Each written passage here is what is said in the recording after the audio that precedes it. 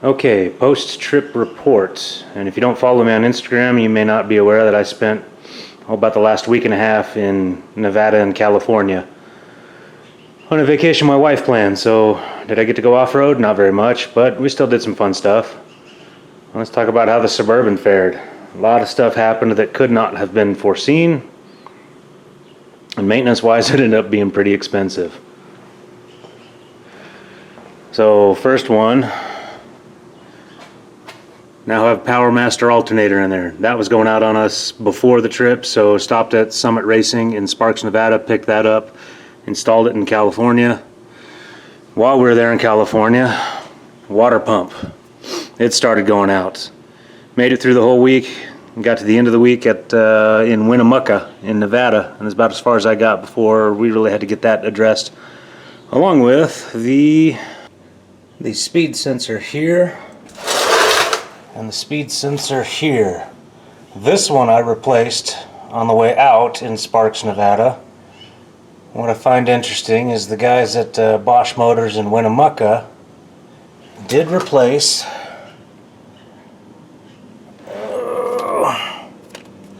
finding I like but you see that clip, they replaced that clip on this side, put the new sensor in.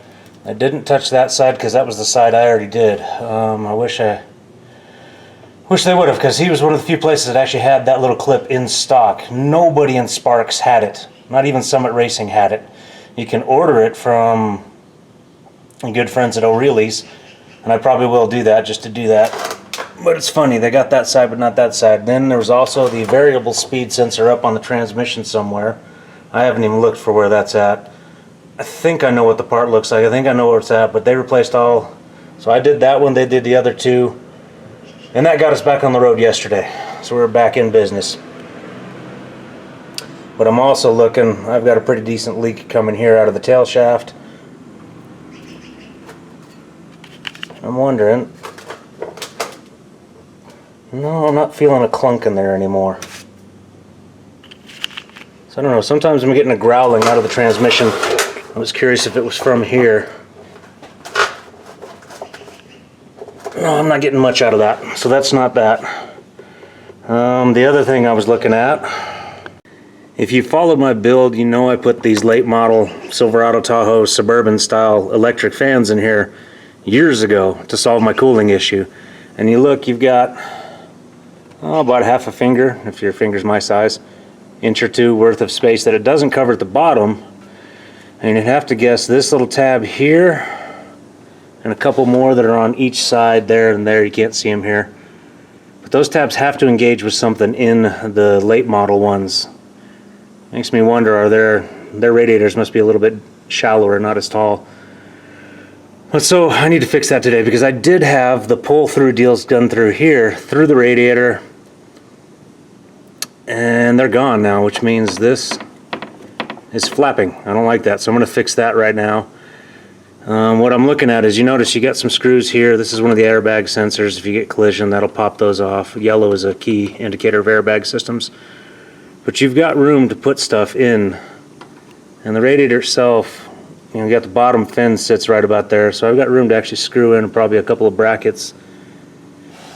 I don't know that I can go much further. I'm not going to play with how that's mounted. I don't even play with those systems at all. But I can take a bracket from here and up to there, and if I do a bracket in there, I can actually tighten that up pretty neatly, and that'll hold at least the bottom.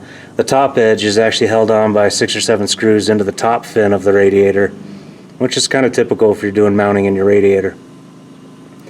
And while I was working on all this, I'd noticed that those things had come loose too. There had been 2 or 3 of the 7 or 8 that were out, so I had to replace those screws while I was out and about. Well, yeah, fun trip. So I need to fix this, and then the alternator bracket. I got to get that hole drilled out, because there were some shenanigans I had to play with that.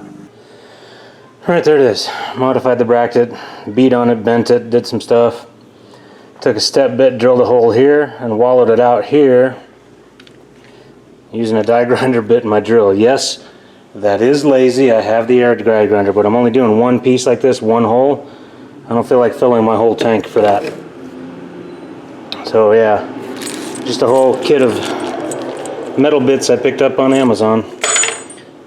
Yeah, it seems to have done the trick pretty well. And I'm not worried about that being over drilled because it's a washer nut, so I'll figure out exactly where it fits. It gives me plenty of slop in there to actually get it into the alternator where it's supposed to be. The thing that concerns me, confuses me, question I have, this bracket's powder coated. That hole in the back of the alternator is marketed, billed, or whatever on its sheet as a ground support. Now, the entire case of the alternator is in an aluminum bracket that is now bolted into the engine block, so pretty sure if I had ground problems I'd know already.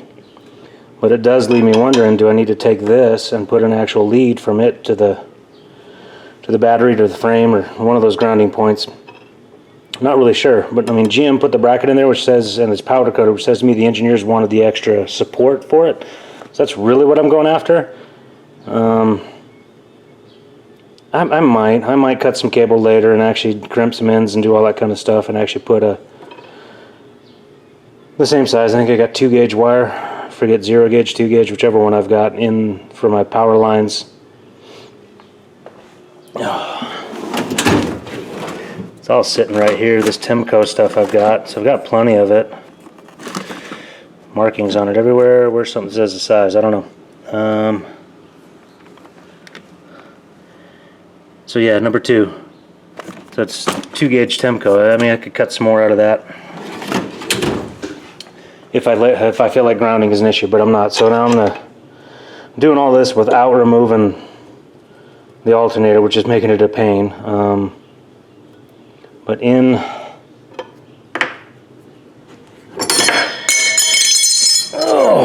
the truck, the bracket's alternated with this at the rear, so I had to flip it because of the way the case is actually done. So now I have to clearance out that hole. I think I've got it clearance pretty neatly. Should be able to get it back in. It's just these bottom bolts that take these long bolts. That's going to be the difficult part. And that's why I'm sweating my butt off in this 90 some odd degree weather. At least it's not 107 like it was a week ago, or 2 days ago even. Alright, back at it.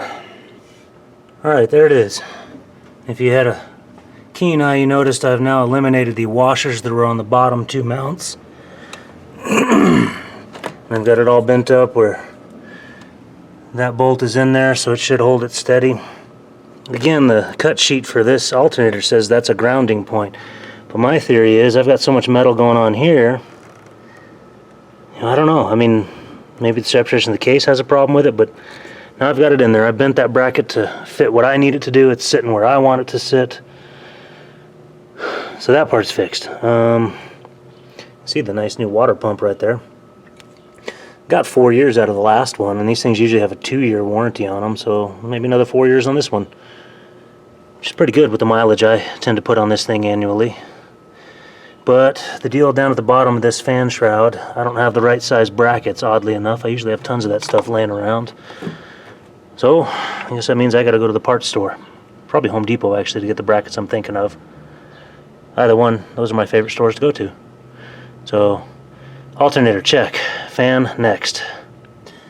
Okay, car wash, O'Reilly's, and Lowe's later. I haven't been to Lowe's in a long time. They actually sell the Craftsman tools there. I didn't know that part. I knew Craftsman's been bought out by Stanley, and now all the Craftsman tools are Stanley made, but it's probably better than being Chinese made. But here I am. Got a 2.5 inch bracket. And that'll fit pretty good.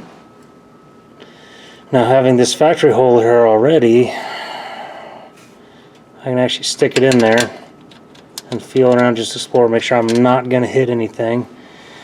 As was my thought, this tray is deep enough that I'm not going to. I can see that the factory has stuff all in there.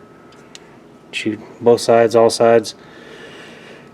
So I'm going to do that. But what I'm worried about here, 3/4 inch lath screw, that is going to interfere with the radiator. Now where it's at, probably just in the fins. But I still don't like that. So for now, I'm probably just going to tack it on the bottom with the screw and leave the top until I can get a shorter lath screw, because I would like to screw it in down there, and that way I know I'm keeping it in tight and making sure this isn't going anywhere. I would like to have it tied in. I don't know if I can get to the other two that are up in there, and same thing over here. But at least I can get to this bottom one. That'll give me something to keep it tacked in at the bottom. If I was really cool, I'd fab up something that these slots would fit into, but I'm not that cool, so I'm just going to do this. Alright, so here's what I ended up with. I got bigger brackets, stuck those in, tied into the main part of the shroud. That one in the center is probably superfluous right now. Superfluous, however you say that word. But this is the way I've done it. And it should, if I can keep the light, keep it pretty freaking solid. So yeah, that should help. That should keep my radiator where I need it to be.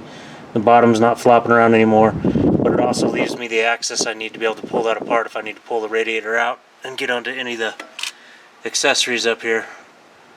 Yeah, I'm using that for my light. But yeah, now I can finally say all the things I identified on that California trip are done. Alright, that's it. Post-trip cleanup, post-trip report. Checked all the fluids and everything else too. Yeah, what a tiring 10 days. But, you know, flip side of that one, a new water pump, so I don't have to worry about that one for a couple years. Those speed sensors I shouldn't have to worry about for a while. And I got my Power Master alternator. But also saw something I wouldn't have seen unless I was looking for it, is the fact that my radiator lower mount wasn't done, so now I've got something else in there that'll take care of that. But yeah, what a fun time in California. If you don't know what I'm talking about, go follow me on Instagram. Rocky Mountain Redneck, but there's underscores in between the words. And you coming this far, appreciate you watching. We'll catch you on the next one.